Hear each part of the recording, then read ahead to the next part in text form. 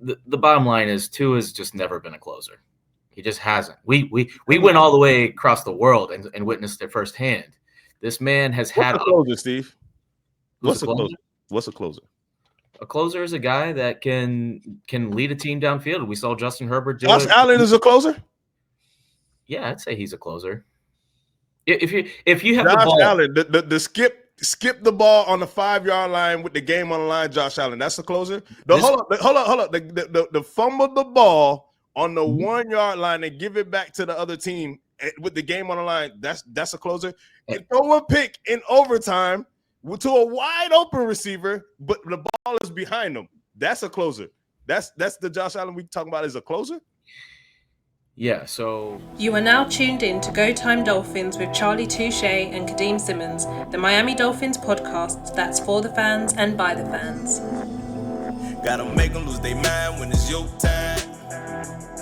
And it's show time. Going all out when it's go time. Go. I ain't wasting no time. Gotta make them lose their mind when it's show time. Cause it's your time. Lay it on the line when it's go time. Don't waste no time. Just when you think it can't get any worse, the Dolphins lose to the Patriots and on a short week have Buffalo. It's been very telling of the Dolphins 2025 season that a whole bunch of records are tumbling and they're, I guess, somewhat unwanted records.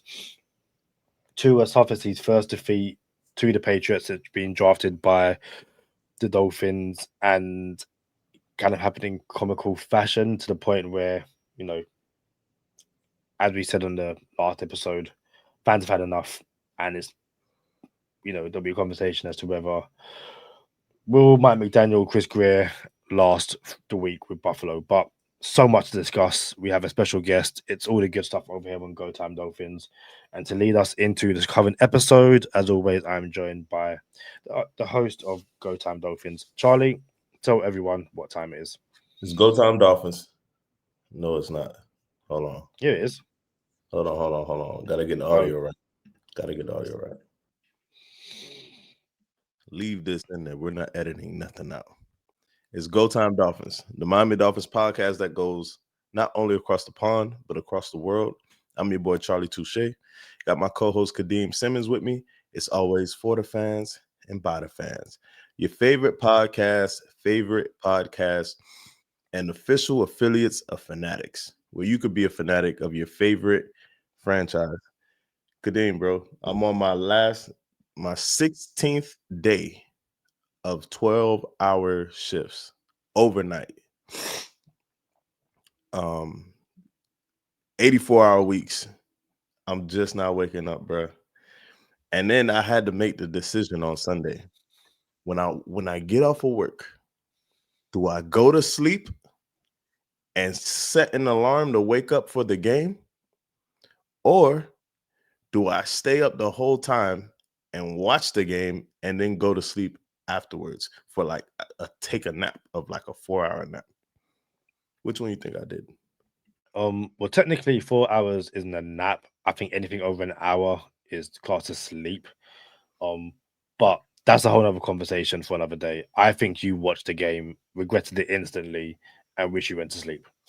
So I got off of work, went straight to sleep, showered and stuff, went to sleep, woke up, alarm went off, and I thought I had to go to work. I thought that was my alarm to go to work until I realized it was only the middle of the day and there's a Dolphin game coming on.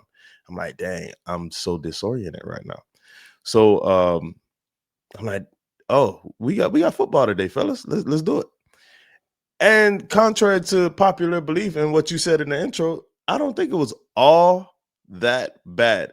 Now I know we got a guess, and I know the guest is gonna like, what is this dude on? It wasn't all that bad. Yeah. So let's just bring in the guest, and hopefully he doesn't give it to me like he gave it to me last time. Shirai Steve, GTD affiliate. We almost gotta make it like a whole third box for you at this rate. What's going on, bro? Shirai Steve, you were at the game. I was. I went to the game, and you can see behind me, I'm in a hotel room. I'm in enemy territory. I flew to Boston 8 a.m. this morning. So it's kind of wild past 24, 48 hours for me. It's been a roller coaster. So the reason why I said it wasn't all that bad is because in the preview with Sherrod Steve, we had our score predictions. And I said the game was going to be 20-23, and it was going to be like a heartbreaker. Like, dang, bro, not like this. And it was almost 20-23 heartbreaker, and it almost ended like that until 2-24, Malik Washington took a punt back. And it was like, Malik Washington saved Tua and the Dolphins from a comeback win that has to happen, right? And let everyone off the hook because it's all three phases. And lo and behold, all three phases failed us. And we gave up a kick return for a touchdown. And then it was right back to, well, how are you going to respond? So, Steve, bro, since you were at the game, we'll let you start us off, bro. What did it look like in person? It was a little surprising. I went in there personally, cheering for my team. I didn't hear a lot of negativity overall. I mean, there was, the given. This is, people are talking about the Colts and whatnot, but the energy was pretty good. The crowd was into it. I was pretty impressed, and the players, watching them during warmups, and the energy seemed to be pretty positive. And when we recorded last, it was before the players meeting. So I was expecting a little something after the players meeting, and we'll talk more about that later about players meetings. But yeah, it it ended obviously ugly, but you wouldn't think it was the end of the world when you're at that game necessarily. It was kind of a normal feeling game, if that makes sense. Can I just say, like, I do agree. It wasn't that bad. It started horribly, it ended horribly, but through the middle of the game was more like kind of the Dolphins we kind of expect under Mike McDaniel offensively. The odd explosive plays here and there, the frustrating penalties, like the ill discipline, all of that kind of stuff. I just don't think we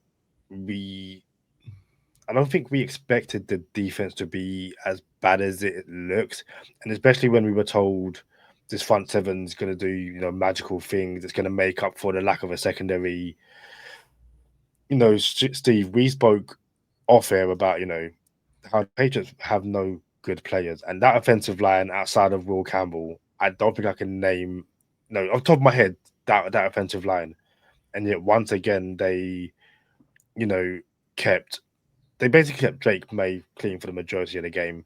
And, seeing Matt Judon or Bradley Chubb or Jalen Phillips kind of in coverage, it's just like, why are we getting cute for? Like, I understand you're trying to trick plays and get interceptions, but Phillips, Chubb, just send them home. Send them to Drake May. And, yeah, this defense is scarily bad throughout the first 2 weeks. Go ahead, Steve. Yeah, you said it, Kadeem. I think when you and I wasn't really prepared to give a prediction when we were when we recorded last. So mine was 38-13, and obviously it wasn't that at all. But I'm sitting there watching the Patriots warm up as well, and talking to some friends I went to the game with. I'm like, oof, this roster. This isn't a very good roster New England has. There was a lot of talks about them winning 8, maybe even 9 games this year. Patriot fans were telling me at the game that, oh yeah, well, I'm predicting 8 or 9 wins. But when you really look at this team, yeah, I like Vrabel. I think he's gonna do well for them long term overall. But this is not a talented roster. They have some nice young pieces, but this team is, in my opinion, is not going to see 9 games or 9 wins, not even close. So I think that's why it was a little closer than it was. And Miami, we had a pulse. at times. We didn't show up out of the gates, but we caught up and made it competitive. When you say that, bro, I agree, and I think you just hit it. What is it, Kadeem? The head on the nail of the coffin that's Yeah, something buried like like that. Yeah. 4 feet under the ground, not 6 or something like that. Bro, listen, you see things in this team, not on defense, but you see things on this offense where it's like maybe, you know what I'm saying? If we could piece it together consistently, right? And then here's the thing. When we talk about accountability and where the blame is supposed to be placed, when Tua wet the bed last week, bro, I was in the first 5 minutes, I gave it to him. You know what I'm saying? This week, it's like, yeah, he came out, he threw that first pick. I'm like, oh, guess who might have to go back to sleep because I got to work tonight. You know what I'm saying? Like, I'm not here for my phone blowing. I can't do it right now. Now, if I wasn't working, I'm here like, yo, I'll catch all the arrows. You know what I'm saying? So then it was incompleted, or it was a penalty, I think. And what was it? Was it a penalty and we got called back or something like that? It was offsetting penalties. We had one, they had one, and just I said incomplete. So we had to run it back. So so what I seen in the game, bro, Tua was 26 for 32. And I know as fans, it doesn't look the same as what the stats say, whether it's good or bad. It just doesn't look like he was 26 for 32 and a touchdown and a pick, right? And what I seen this time was the line was just obsolete. There was no O-line, right? So what I was surprised with Tua was he was able to move around a little bit in a collapsing pocket and get out of trouble, not make nothing of it, but he would get out of it and then, all right, well, now I gotta go down, or now I gotta throw the ball away, right? And I know Steve's gonna hit me with he's not Lamar Jackson, he can't get jiggy. If we had another trait, he could get off for 6 or 7 yards. I get that, but how about we just fix the line, right? You know what I'm saying? Like, I don't understand. It's like a victim blaming, a victim shaming. Like, yo, how you gonna blame this dude for Chris Grier's shortcomings, right? So all that being said,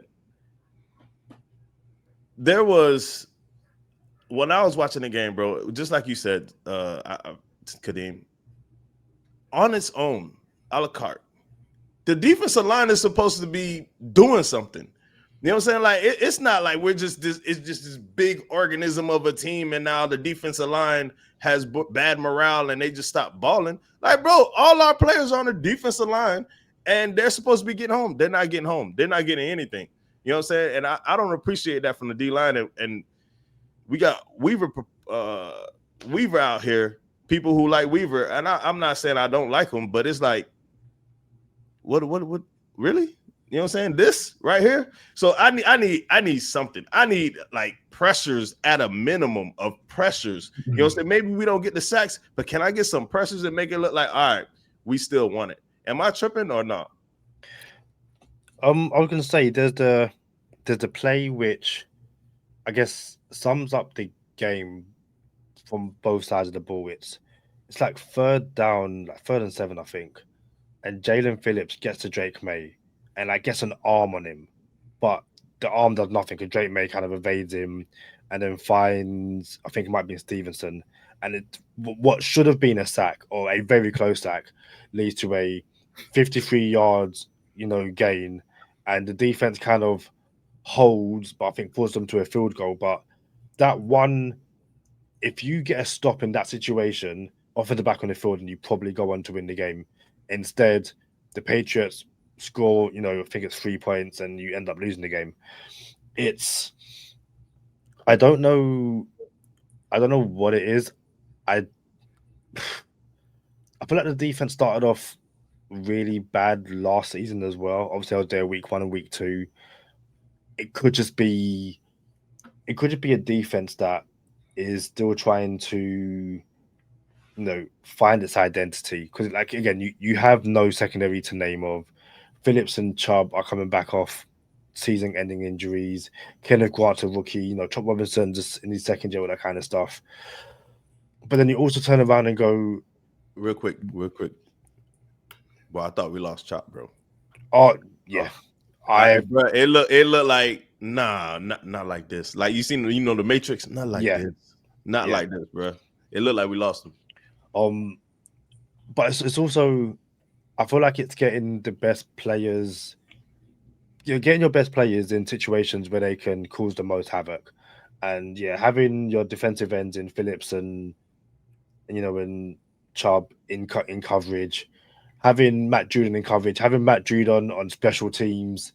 Bro, Matt Judon and now maybe Judon because we got Chop and Chubb and Phillips, but Minka Fitzpatrick covering kickoffs. Yeah, the game. What, bro? Like nah, bro. There's not a world where I need our only player on defense to be covering kickoffs. Shout out to Five Guy Lee said maybe it was a punishment. I get it. Find another way, bro. You know what I'm saying? Because we need to win games. We need to win games. What was our linebacker from McMillan? Was it from Ohio State, second round pick? Yeah, first play preseason. First preseason kickoff coverage, ACL career done. You know what I'm saying? Like, come on now. But I was also going to say very quickly, Willie Gay has an amazing preseason camp, all that kind of stuff. I think he doesn't see the field week 1, and then against the Patriots, I think he's on the field 3 times and 2 tackle for losses. Two snaps. Yeah, and you can't. And again, you can't find a guy more snaps. This isn't a Bash Weaver podcast or a Bash Weaver channel. No. This is a accountability podcast, so everyone has to take their arrows, bro. But it's also in the space of a few weeks / months, we've gone from give Weaver the head coaching job to fire Weaver and he should be here after Buffalo. And again, it's how does it get so bad? Like, what are you doing all summer during the week where you can't hit Drake May more than 2 or 3 times? You can't touch Drake May. Like, I don't understand it. I genuinely don't understand it. Steve, so you've been smirking and laughing and smiling for the past 5 minutes. What's going on over here? You guys are hitting on everything I was going to bring up. Like the Willie Gay thing, my buddy sent me the thing about today. 2 snaps. And that guy, you can see it. I saw it in person. He's lightning in a bottle. I'm like, the only explanation is if it's a discipline issue. Yeah, like a bad locker room person or something. He did something. He showed up late to a meeting, whatever. But there's no reason that guy should not see the field more often. And not only does he have good speed, but he appears to be a great blitzer. He's a good pass rusher too. So he's a versatile player. So you can't just say he's not playing because he's not covering well or not doing this well. The guy does a lot of things what appears to be pretty well. It doesn't make any sense to me whatsoever. And the Meek, I think on kickoff, I was sitting there in the seat like, why is he out there right now? It makes no sense. The coaching now is getting bizarre. Bizarre. And we were outcoached. Weaver got worked. I don't know how many times they called the perfect screen. It just felt like they dialed up those screens. When we blitzed, we went the all-out blitz, and it was perfect timing. It happened at least 3, maybe 4 times, and they were long downs. So and it was backbreakers all the time. You can't get off the field. 3rd down, get off the field.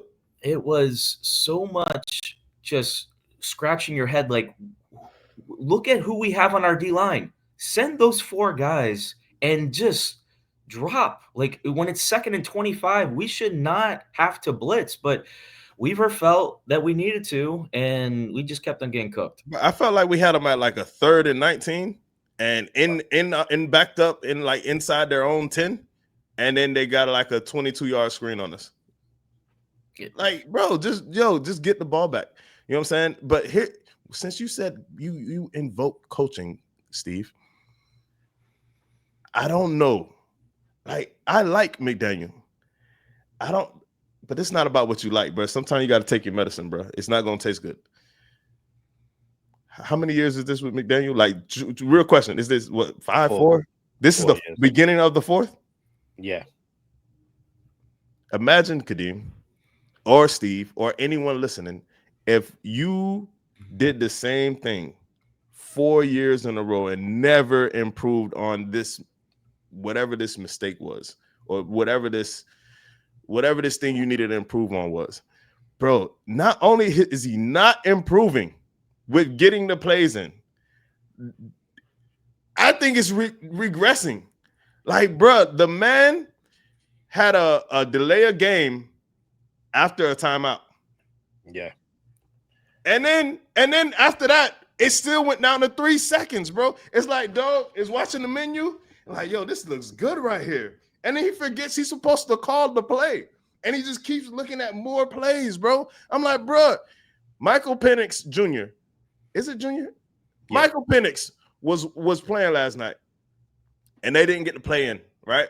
And you can see him say, give me the play, yelling at the sideline, bro. Not in some like demonstrative. It was demonstrative, but not in a way it was belittling, like Kyler Murray to what's your dude name? OC and Cliff Kingsbury, right? When Kyler Murray, that bro, Kyler Murray you got to sit down. Oh, you know what? Let me get your helmet, Kyler. You're not gonna do that to me, Holmes. That it wasn't the same way Penix and Kyler Murray was different. Penix was like, I cannot perform if I do not have the play. We cannot be successful if I do not have the play. That's what I took from Penix, right? He's yelling at the sideline, give me the play. Tua will never do that. One, it's not in Tua to do that, and it's McDaniel's, their homies. He's not gonna put his homie out like that. And then there's time, like even there's like an off-season clip. I think was it I Show Speed he was with. He was one of them influencers, and Tua was like, yeah, sometimes I get the play, I come to the line, I don't even have time to look at what the defense is doing. I just got to snap the ball. That is not sustainable. You know what I'm saying? So in the midst of the chaos, bro, McDaniel is like the worst, the absolute worst. Like friendly fire bullet in your own foot. I don't know if that's gonna make it through podcast through YouTube, but like, yo, like, come on, bro, help us help you. You know what I'm saying? And the plays don't get in on time. We don't get to the line on time. Tua can't even go through his reads, and it is like we're still talking about this. We had Buffalo in a playoff game with Skylar Thompson on a 4th and 1. All we have to do is convert this 4th and 1, and we're like in business. McDaniel don't get to play in on time. 4th and 6, delay a game. And yesterday, or against the Patriots, is the same exact thing. It was like 4 plays and 4 out of 6 plays in crunch time. I cannot do it, bro. I said to Steve off air, we'll stick on it. Tua will hold his fair share of the blame, and he's losing hardcore fans. It seemed play by play. But you basically have 2 drives to go and win the game. The first one, you felt you found interception, cool.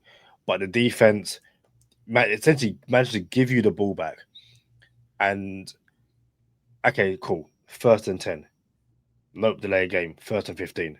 And something. And you get to a point where I feel like it was 1st and 20 on a game-winning drive. And some quarterbacks will be able to dig themselves out of that hole, but you want to put your quarterback and your team in the best situation to win. And Mike McDaniel, I feel like this is a conversation many people have had, but long-term listeners of Go Time Dolphins, every single offseason we talk about how can we improve, and one thing Charlie mentions over and over and over again, get the play in on time. And I think what compounds it even worse for the Dolphins, it's not the fact that they get the play call in late. There's so many motions, which I don't hate the motions, but I was like, okay, so this play has a designed motion in it, but we're not going to cancel the motion. So now we're going to try and get a motion, and then it's like, you know what, timeout. We have to call a timeout. And at the timeout, we're still late. To me, it's like, hey, okay, we called a timeout, just run the play back. We know what the play is. But how you call timeout and still run down to 3 seconds trying to get the play off, like after the timeout, bro? Like that is bothersome, bro. There was one play. I don't know the exact play it is, but essentially, after was it last week? 12 men in the huddle. They went to do it again.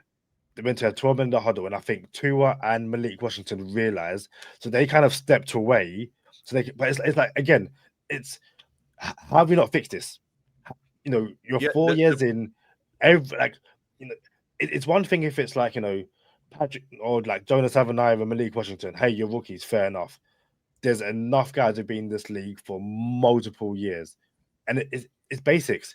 it's absolute basics. Hold up, Steve, before you say something. So I disagree about this interception. I believe that interception was, it's fourth down. If I take this sack, everyone's going to say, how come you didn't throw the ball up and give somebody a chance? If you throw the ball up and give somebody a chance, gets picked, all Tua threw a pick. So I think he was in a lose-lose there. Line collapsed. He scrambled out to it's all right, Steve. You got the floor in a second. Line collapsed. The line just wasn't there, non-existent. He scrambled out to the left. Fourth down, like, I'm just throwing it up. And I'm okay with that. You know what I'm saying? So, and then now all of a sudden, that pick cost us the game. Like, what? Come on now. That pick did not cost us the game. It was fourth down. Like, come on now. What we doing? No, if Tua's worried about what people think, if he throws an interception for the last play of the game. I didn't say Tua was worried about what people think. I said that's what people would think. I said that. Well, he should. I didn't say Tua would think, I got to throw this ball. So the bottom line is Tua's just never been a closer. He just hasn't. We went all the way across the world and witnessed it firsthand. This man has had a closer, Steve. What's a closer? What's a closer? A closer is a guy that can lead a team downfield. We saw Justin Herbert do Josh Allen is a closer? Yeah, I'd say he's a closer. If you have Josh the ball, Allen, the skip the ball on the 5-yard line with the game on the line, Josh Allen, that's the closer. Hold up. The fumble the ball on the 1-yard line and give it back to the other team with the game on the line, that's a closer. And throw a pick in overtime to a wide open receiver, but the ball is behind them. That's a closer. That's the Josh Allen we talking about is a closer. Yeah. So Michael Jordan missed shots too. Josh Allen has played a lot of football, and yes, if you're gonna go nitpick and grab certain games, absolutely, you can find bad tape on every player that's ever played the game. That's my point. Dan Marino, Peyton Manning, Tom Brady, let's go down the list. You can destroy everyone. I mean, Tom Brady lost to Ryan Fitzpatrick when he needed to win. He lost to Eli Manning too. It's just crazy things that happen in the world. Okay, so yes, you're naming a couple bad moments, but I'm saying if your life was on the line and you were to list your top 10 guys, you wouldn't have Josh Allen. No, on that list. I wouldn't have Tua either, but I wouldn't have Josh Allen. That's a real take. So all I was saying, and I'll give it back to you. All I was saying, bro, was I don't think Tua is a quote unquote closer. Josh Allen isn't a closer either. I think they both have comeback wins and saved the game and closed. And I think they also have games where they didn't close. And I think it's across the board for both of them. But that's just one of those conversations where it's like, so now Tua can't do what Josh Allen does, but they both have probably the same amount of comeback wins, if I'm being honest. All right. So let me just say this. I think we can all agree with this. When it's the fourth quarter and we're talking about comebacks, backyard football starts to happen. It becomes improvise. Guys are tired and things happen. So Tua's just not that guy. He's not off script. He's an on script guy.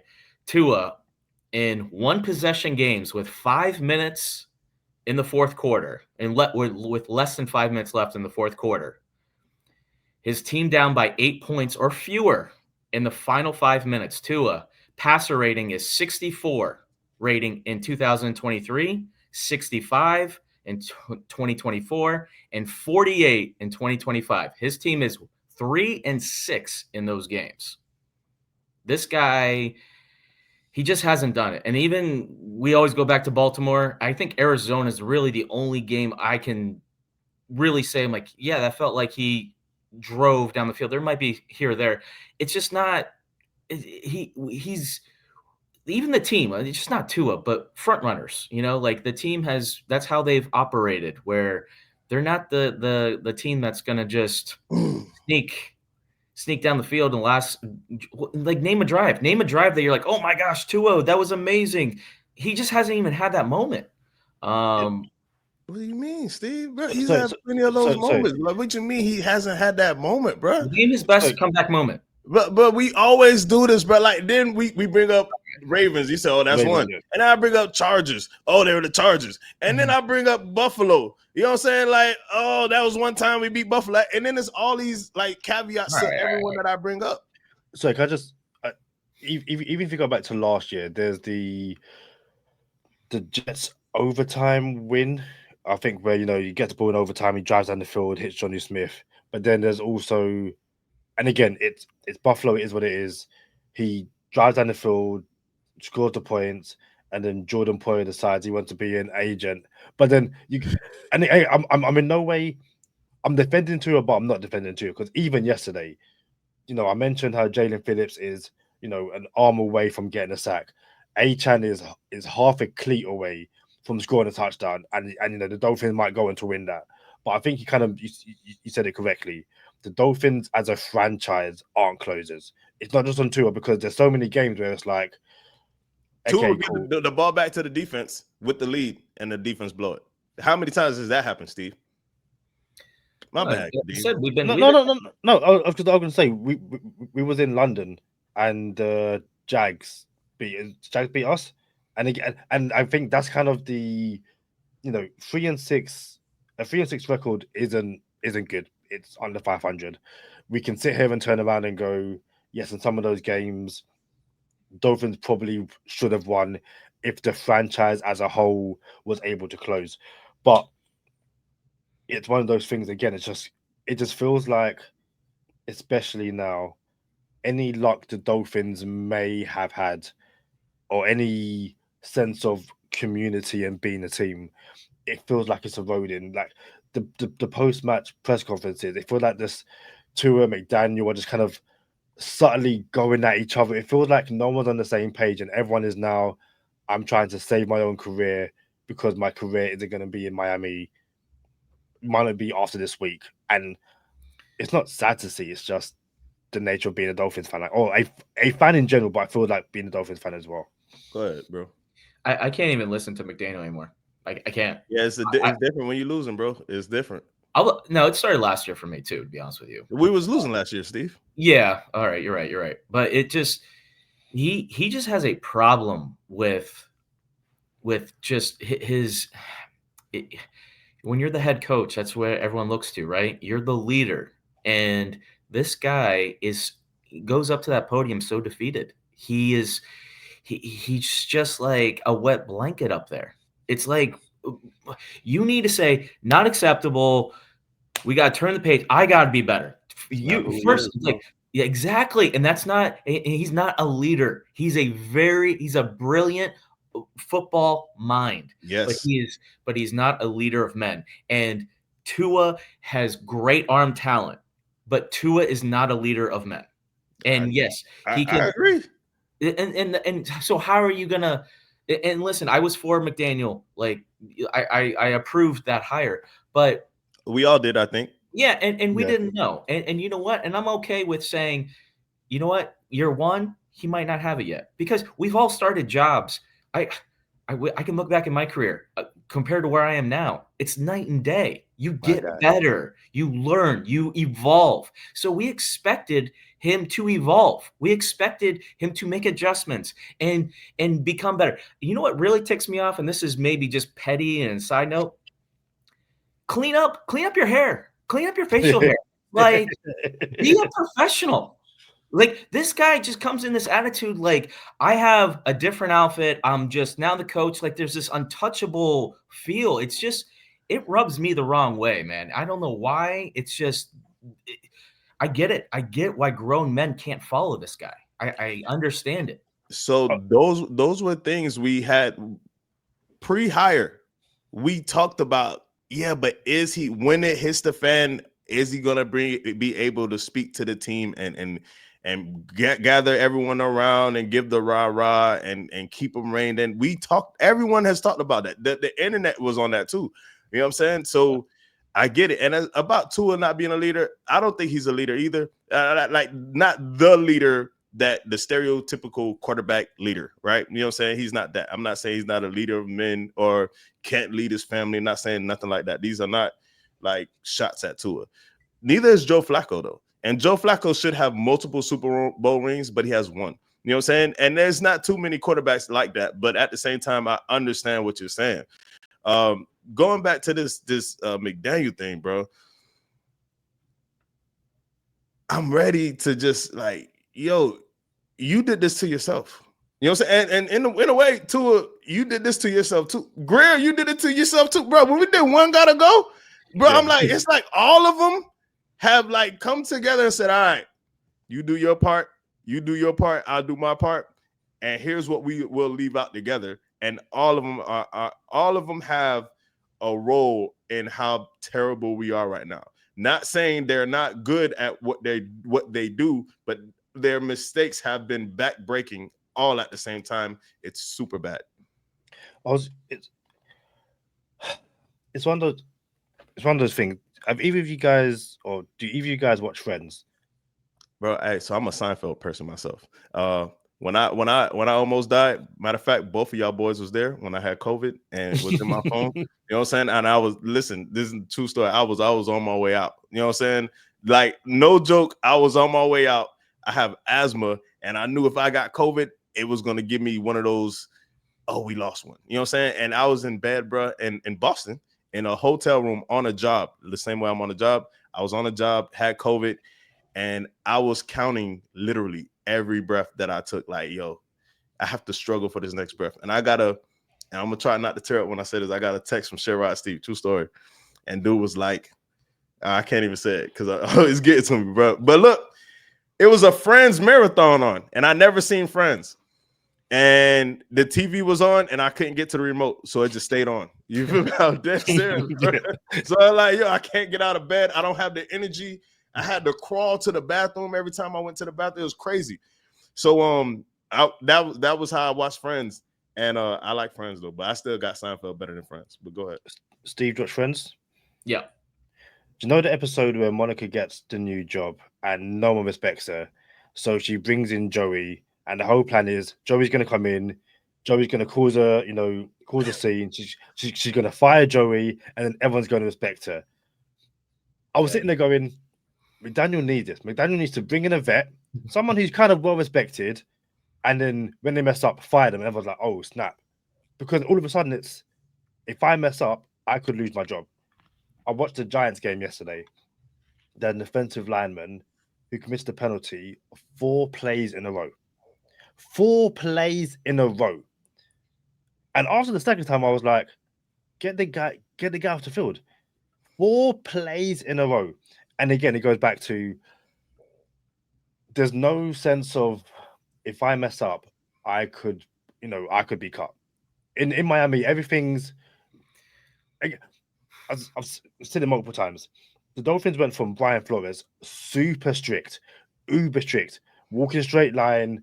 There's no, everything is on script, all kind of to Mike McDaniel, and they've gone so far the other way that it feels like he's too afraid to shout at someone because they're going to give someone PTSD from the Brian Flores era.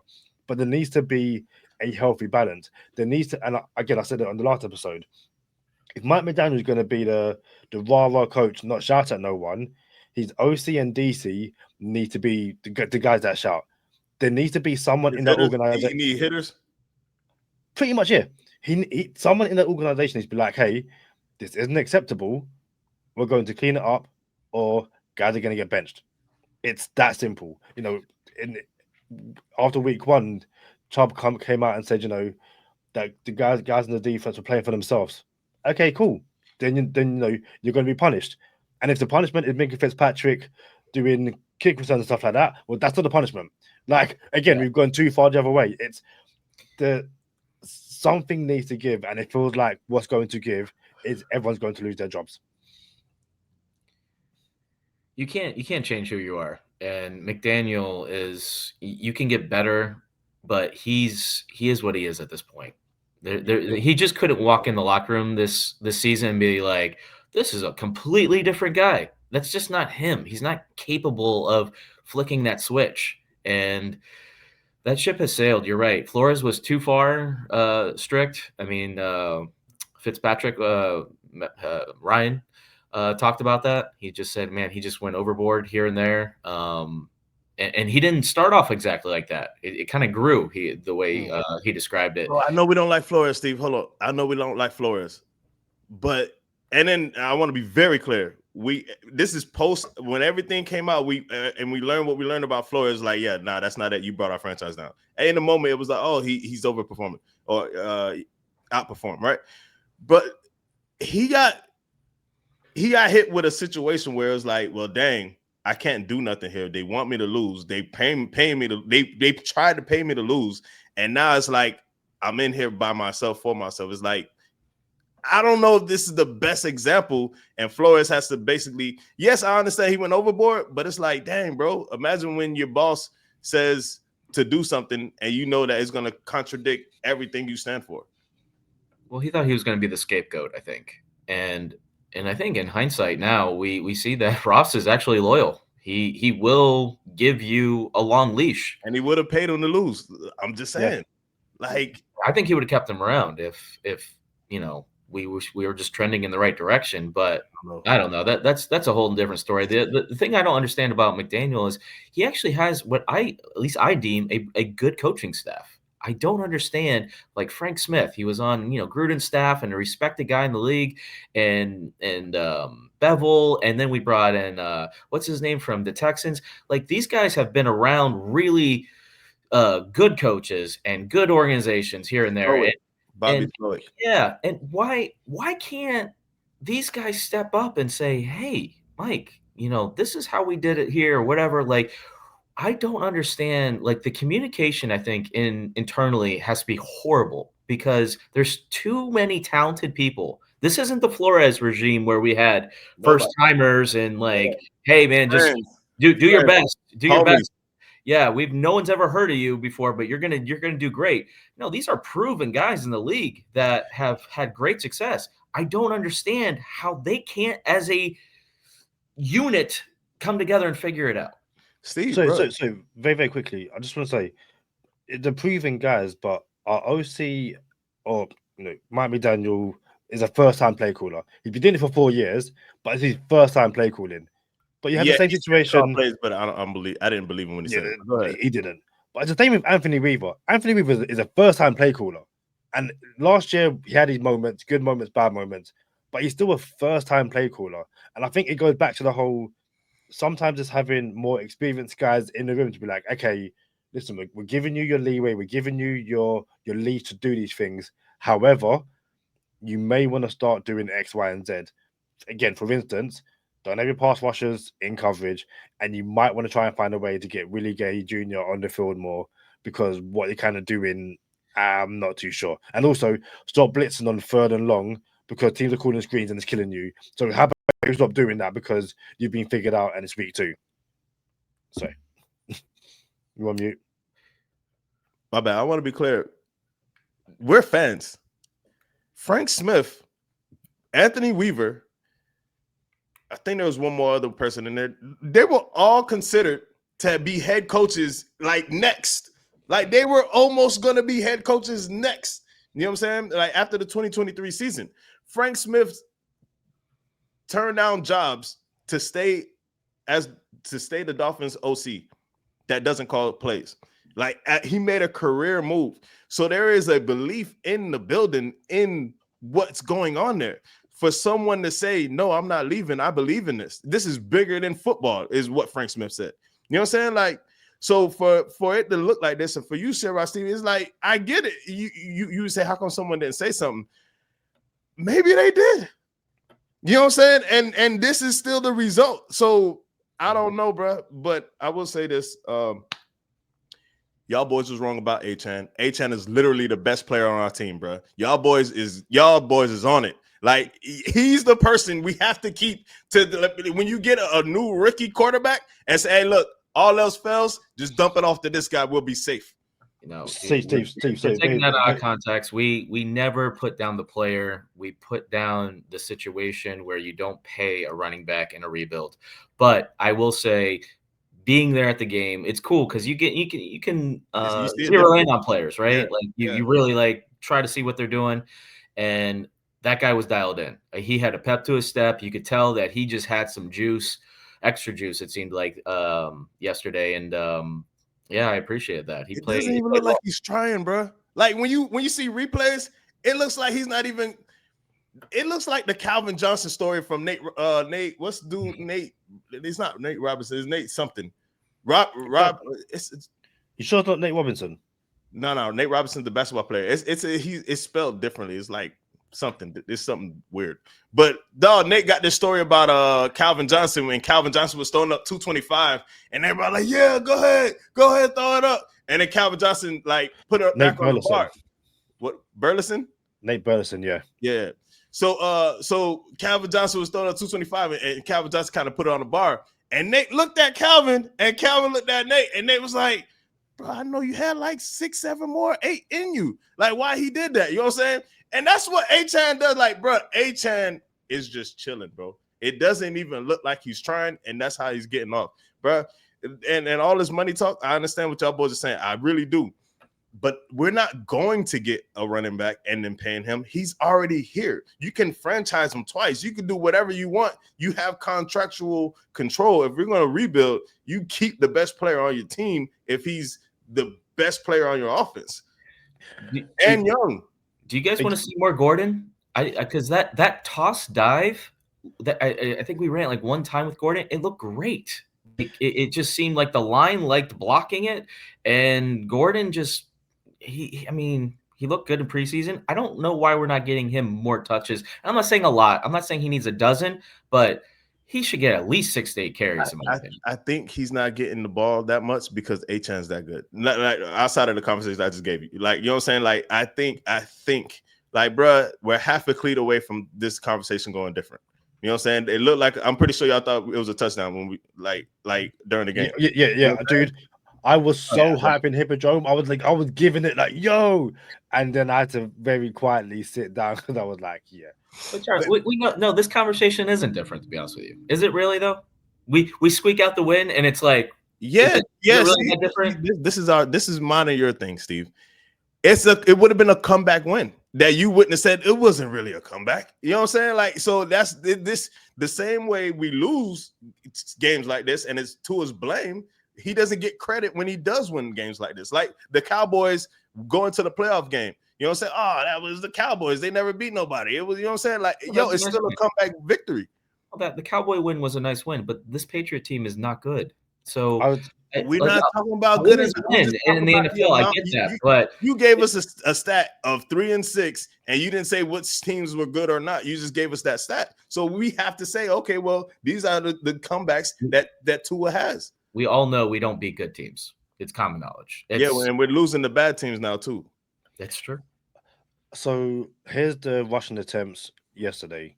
Achane was 11 carries for 30 yards, averaging 2.7.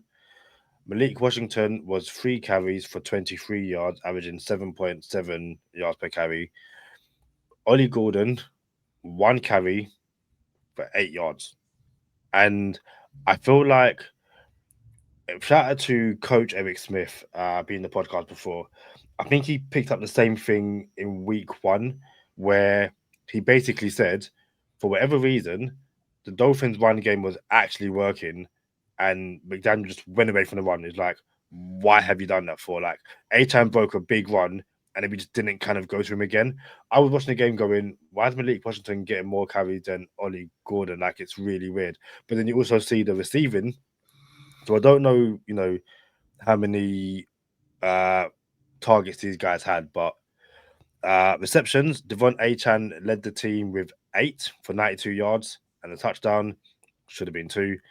Tyreek Hill had 6 receptions for 109 yards.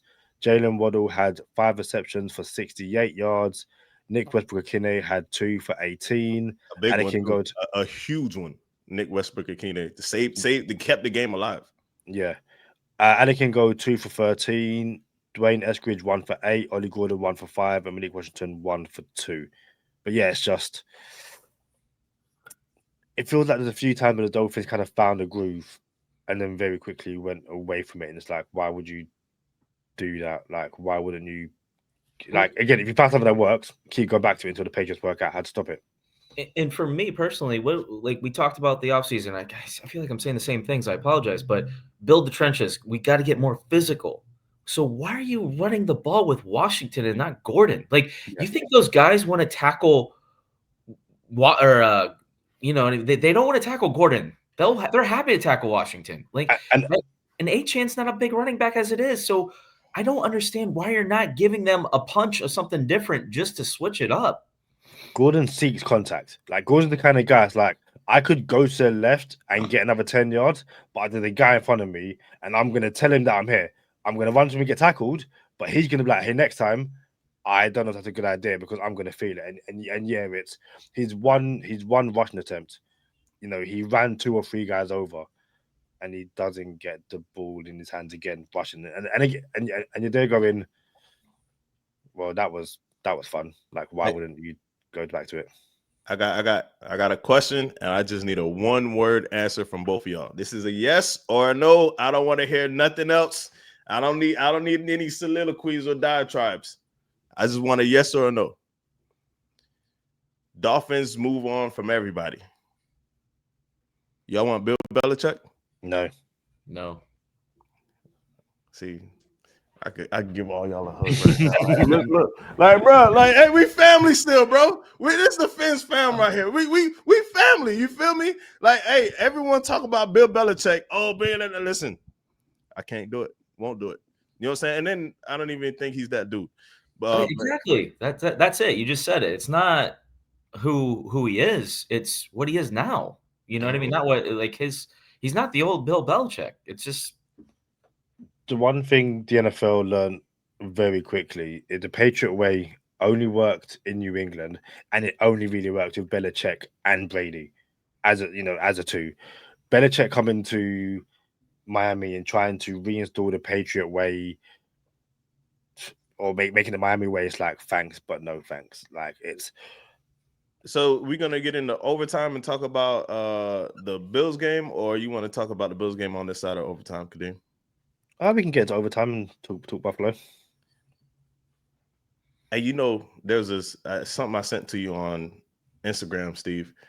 There was a chick that just found out, like she had no idea this was a thing. She just found out about pickup basketball and how guys go to the court like on a random day and play basketball with random people and have random like games and with random teams. She was befuddled, like just had no idea it was a real thing. And in the comments, there's guys like, yo, I got homies that are only my pickup basketball homies. Like I don't even really know them outside of the pickup basketball court. You know what I'm saying? And that's a real thing. And the same way that's a real thing. And you could go. I'm sure that there's gamers, you know what I'm saying, that is similar. You know what I'm saying? I'm not a gamer, but there's gamers out there like that. You feel me? That you have gamer homies that never met, but we homies. You feel me? Sure. Yesterday, I didn't realize this yesterday. Because we've had some moments, especially me and you, Sherrod, Steve, and Kadeem, bro. We started a podcast because of it. So, but Sherrod, Steve, bro, like I remember being at games and I'll text you. Like the game didn't start and I'll text you, right? Here's Sherrod, Steve. I'm just waking up fresh from my 13-hour shift, and I get a text from Steve that says, "Here we go," and it's a picture of him and his son, bro. And I told you I get emotional in my old age. You feel me? I'm like, dog, like I'm so blessed to have Dolphin friends. You know what I'm saying? That I didn't grow up with. I didn't grow up with y'all boys. And like we met like on a whim, both of us, all 3 of us. You know what I'm saying? Like it's the craziest thing that this relationship that we have is so organic and so good. And I appreciate this relationship with you, Steve, and you, Kadeem. Like, bro, we started a podcast, met in London, went to Germany together. Now we're all going to Spain. Like it's crazy, bro. Are you going to Spain, Steve? We'll see. But yeah, man. So before we get into overtime, bro, I just wanted to say that on this side of overtime, I appreciate y'all boys, man. And it's never, ever, ever, ever. It's never like, oh nah, bro, I'm mad at Steve. It's never that. You know what I'm saying? Like me and Kadeem have days where it's like, bro, we probably can't record right now, or we don't want to record. And Steve kind of alluded to that before, and we just pushed through, and it's like, dang, this is one of our best episodes ever. Me and Kadeem had several episodes like, dang, bro, I can't record right now, but let's go. Or it's times we don't even have nothing to talk about, and those episodes go on for hours. So y'all know what time it is. For Kadeem Simmons and Sherrod Steve, I'm Charlie Touche. Thank you for tuning in this time. Make sure you catch us next time on Go Time already. Gotta make them lose their mind when it's your time. And it's showtime. Going all out when it's go time. I ain't wasting no time. Gotta make them lose their mind when it's showtime. Cause it's your time. Lay it on the line when it's go time. Don't waste no time. Gotta make them lose their mind when it's your time. And it's showtime. Going all out when it's go time. I ain't wasting no time. I didn't say what is it? Stay positive, test negative. I didn't say it, but it was the audible. I gotta improvise. Talking about improvising, can the Dolphins improvise and beat Buffalo on Thursday? Why you did that to Steve like that, bro? Why you did that to Steve? What'd I do? You know Steve gonna blow a head gasket with that, bro. You know Steve can't take that. No, it's 13.5 is what I just saw about an hour ago. I just don't see this team getting up for the game. I think we're planning in Cancun. The flights are being booked. The talks with the girlfriends and wives on where they want to go and what they're doing they're being had right now.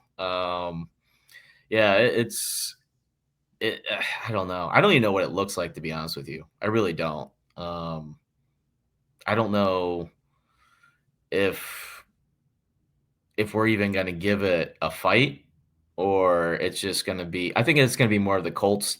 Not necessarily, the scoreboard is going to be hideous. It could be, obviously, but I think it could be like a 31-13 or whatever, 31-17, but it's like way worse than that. It's I think we're just gonna get manhandled at all three phases again. Since you invoked the name the Colts are the first team in the Super Bowl era to not punt in their first two games of the season. Indiana Jones. Indiana Jones. Daniel Pence. I think. Go ahead, Kadeem. It's a hard one. It's a really hard one to wrap your head around for some reason. Listen, would it surprise me to stay up until 5 a.m. and see the Dolphins beat Buffalo? Not at all, because it would be the most Dolphins thing to do. It's just find a way to beat Buffalo, find a way on a short week for everyone to get up and and basically win the game. It's interesting because going 0-3, losing to Buffalo, probably won't be the final nail in the coffin for this team and Chris Grier and Mike McDaniel. But getting blown out could be where Ross is like, yeah, like it's one thing losing to Buffalo. As I said again to Steve Ofair, where I watched the game, I'm watching the Lions just batter the Bills, and I'm watching Buffalo just trample on the paper planes. If the Dolphins go through that, and this isn't because I was there week 2, Tua got hurt. This is everyone's healthy, and Buffalo just says we are going to put on our foot on your neck and just choke the life out of you. I can see is what full, but 11 days into the Jets game, I can see him going. I'm making a change now. I'm not getting embarrassed like that on national TV. I believe how you win matters. Like if you're barely scraping off wins, yeah, win is a win. You are what your record says you are, but we know what you really are. If you're barely surviving wins and it doesn't look good and you got lucky and stuff like that, how you win matters. Are you relentless? Do you I don't want to say run up the score, but are you playing bully ball? Like, oh yeah, these boys is juggernauts. But I think how you lose matters too. Like I really do believe that. And when you lost to the Colts like that, it said more than a walk-off field goal losing to the Colts and you lost a player in the meantime. How you lose matters, bro. When you lost to the Colts like that, everyone on this podcast knew, no, this is deeper than rap. You know what I'm saying? This is not just we lost. This is it's over. You know what I'm saying? Like we're done. It's like a relationship. We're like, I knew we was fighting, but this is a wrap now. You know what I'm saying? Like, nah, this is over with. So how you lose matters. I don't know what it's gonna look like when we play Buffalo, but how it looks matters. You know what I'm saying? So how did you win? How did you lose? It matters. And for the team that put up the 70 burger on the Broncos, and the Broncos turned it around after the 70 burger, I wanted the Colts game to be the catalyst where it's like, all right, we turned it around after that, and now we can speak about positive things. But yeah, we didn't. Yeah, you know what I'm saying? So I will not be going out of my way to stay up or go to sleep or whatever. You know what I'm saying? Like Kadeem, you in Europe right now? I don't know about that one. I have to wake up to some results, or I would have to wake up and watch the game. Like I play it back. You feel me? I don't know about staying up 5 o'clock in the morning. Like I will wake up and press play. Obviously, absent of all the spoiler alerts. But if I'm you, I couldn't do it. But I cannot let you off the hook, Sherrod Steve. My friend, not your friend, Joey Bullets, out for a few months. What's going on here, bro? You gonna tell me something that I don't know? No, he got hurt by a defensive player in the backfield. I saw a stat today, how his career is very similar to Andrew Luck, where the dropbacks, the percentage of contact, the sacks, it's very similar. And we talk about Tua needs low line and all that.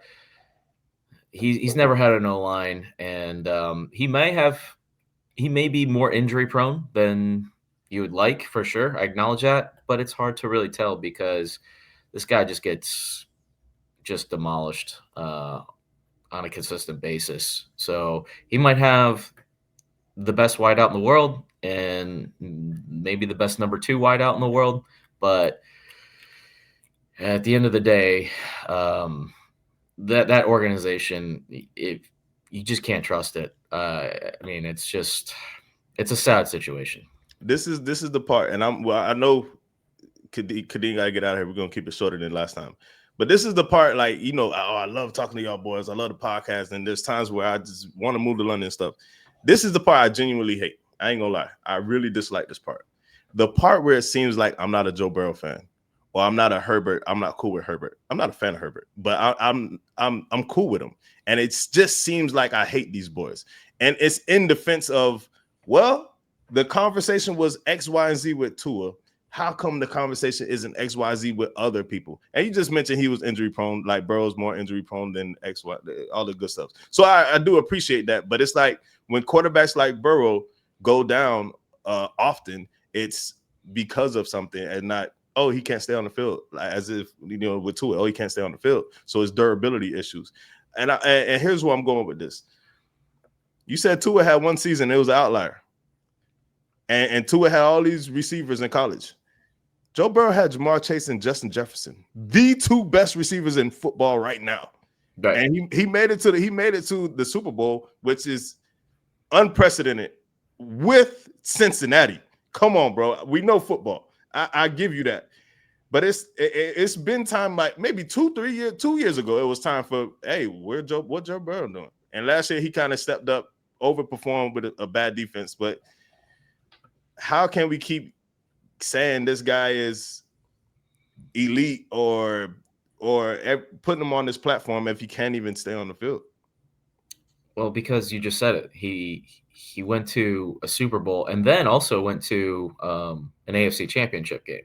So this guy has proven that he's more than capable. And I think that means a lot. And it means a lot in the locker room. That's someone that guys say, hey, this guy's done it. We've seen it. We just got to do our part. We have a horse here. We can all get behind. I think that's huge. And yes, you have a longer leash with injuries when you perform and produce. And that's the problem with Tua.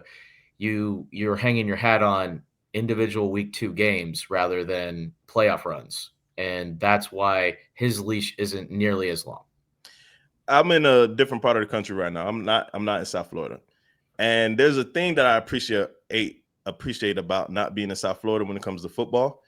I get to hear perspectives from different people, from different fans, from different parts of the demographics of the country.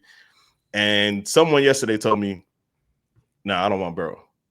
I ain't saying I don't want Burrow, but I am saying like finally someone outside of the football conversation is like, and it's more than just that one person. Is like, yo, what are we gonna do with someone who can't stay on the field? Same thing with Josh Allen for me. Like, what are we gonna do when it's a fourth quarter and you blow it? You know what I'm saying? So it's like, I think the whole hold up. I think the whole football conversation when it comes to quarterbacks, we're just spoiled. All of us are spoiled because we got to see Manning, Breeze, Brady, Rodgers, all them boys at one time. Roethlisberger at one time, Rivers at one time, bro. We had them all at one time, and we think it carries over to, oh, this is the new Brady and Breeze, or Brady and Manning thing. Like, it's not. There's only one elite quarterback in the NFL right now. Well, two for my dollar, but he's washed up, which is Aaron Rodgers. But if you're elite forever, in my opinion. There's only one elite quarterback, and that's Patrick Mahomes. Everyone else is not it. They're not it, bro. They're cool. Josh Allen's cool. You know what I'm saying? Lamar Jackson, cool. You know what I'm saying? But they're not the quarterback of yesteryear. If Josh Allen wins a Super Bowl this year, is there a question in there? Is he then elite? Share Steve, bro. They want Josh Allen to win the Super Bowl this year. I'm a little older now, and I'm wiser. Oh, God. Listen. Peyton Manning said this when I was in my 20s, I think. And Peyton Manning was like, maybe it was early 30s.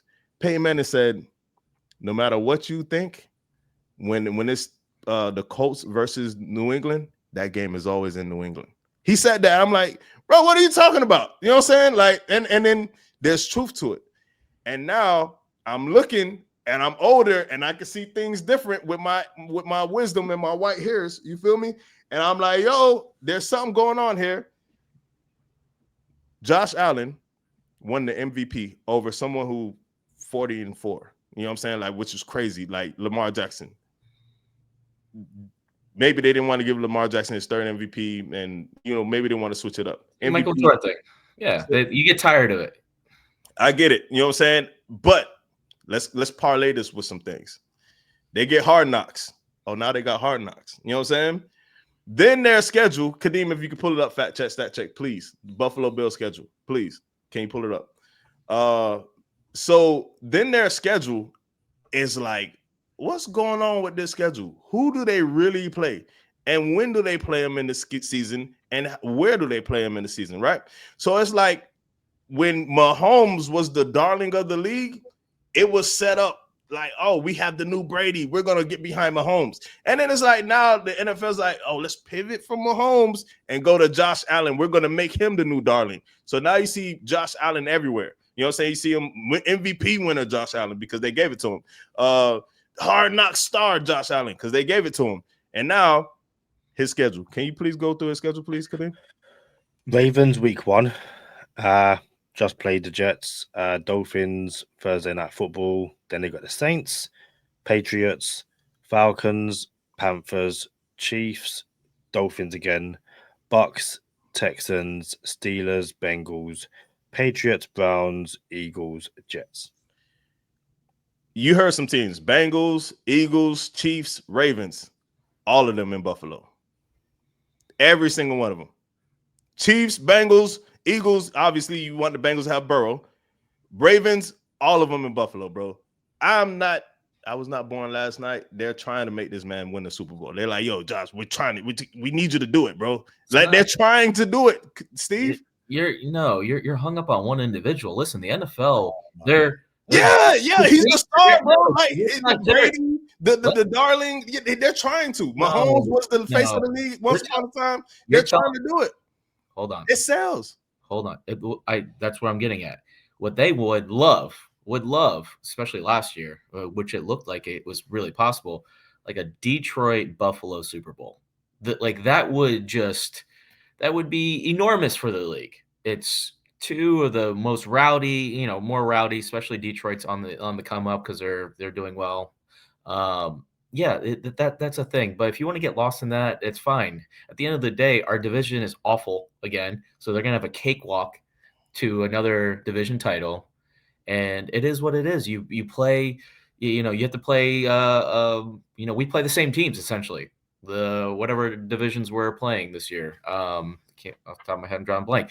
It's okay. I mean, this guy's playing really good football, and I understand in past years you could criticize this or that. Playing better. This guy, I'll he's say that. playing He's playing great, better. man. He's playing better. Great. He's not playing great, bro. He's playing better. You don't think he's playing great? He's running the ball more. That's it. He's not really being a quarterback. He's running the ball more. And he went from throwing the ball 60% of the time to throwing it only 43% of the time because he can't get it done with his arm. So he's playing out. Who's his number one? Yo, when he had Diggs, what happened? What now? What Diggs in his prime? Don't tell me he's washed now. Diggs in his prime. I'm asking. All right, we gotta go, man. Come on. Oh, you didn't like where that? Hey, answer that question though. What's up? He wins the Super Bowl this year. Is he elite? No, he's not elite, bro. Oh, Steve, bro, it's 2025, bro. Elite. Brett Favre was elite. Matter of fact, we gotta invoke Brett Favre. We gotta induct Brett Favre into the scumbag cum laude. You know what I'm saying? We got some scumbag cum laude, and Brett Favre, my dog, he has to make the list. So I didn't do it a long time ago. He has to make it now. My bad. Scumbag cum laude of the year, Brett Favre. But yeah, like elite, he was elite. Come on, bro. We know the elites. You gonna say Josh Allen and Peyton Manning in the same sentence? Aaron Rodgers in the same sentence? Canton, Ohio already has his measurements. It's already on file. He's elite. You ready? Get us out of here because today, get us out. I don't know when we'll see you next. It probably will be the Bills review. It could be a case where we are talking about mass firings. But Charlie, you can say something? No, I was gonna say score predictions, but we kind of went through it like we don't know what we're gonna get, so it is what it is. Yeah, I'm expecting a Bills win, but wouldn't be surprised if on Friday morning we're going, how did the Dolphins manage to pull that one out? But listen, thanks for joining us. Hope you guys are having a better weekend than Wait. My bad. I'm on my Matthew Berry interrupting everything thing. Shout out to the kicker. Shout out to our kicker. You know what I'm saying? Like, bro, Wally Pip is a real thing. You're not supposed to lose your job while you're injured, but nah, bro. I'm done. I was done with Jason Sanders anyway. I'm cool. So shout out to our kicker. Those posts could have been 3 feet wide. I don't even know his name. He would hit everyone. I don't even know his name. You know his name? You know his name, Steve? Patterson? Is it? Wiley Patterson. Shout out Riley Patterson. If you want to come on the podcast and say, dang, how you didn't know my name, Charlie Touche, I'll be like, yo, you're right. But yo, you say that very, very, very, very quickly. You seen the Falcons kicker after the game on Sunday? I like that too, bro. I didn't see him after the game. What did he say? He's doing an interview, and I think he's done next to Leonard Floyd. And it's the first time he meets him. Like he never met dude before. Teammates. First time he meets him. I love it, bro. I love it, bro. You the kicker who auditioned 4 days ago. And then won the game, by the way. You know what I'm saying? So I like it, but I still think they should wear K's and P's on their jersey. They shouldn't get numbers. I'm going to head to bed. Guys, it's been great. It's been brilliant. Steve, I'm sorry you had to go to the game and, watch an L. Charlie, hope work goes well. And two very quick shout-outs. I'll do one shout-out. Shout out to Lane. Partner's having a baby, so congratulations. Am I allowed to say he's getting married, Charlie, or is that under wraps? LB's getting married, y'all boys. LB, like one of the a part of the fabric, like Shirai Steve and 5 Yard Lee. LB is getting married this week. I'm actually, you know what I'm saying? Hey, come on, but y'all boys trying to get me to tear up on the podcast. I'm out of here, bro. Like, man. Shout out to LB, man. Congratulations, and until the next one, we shall see you soon. Peace.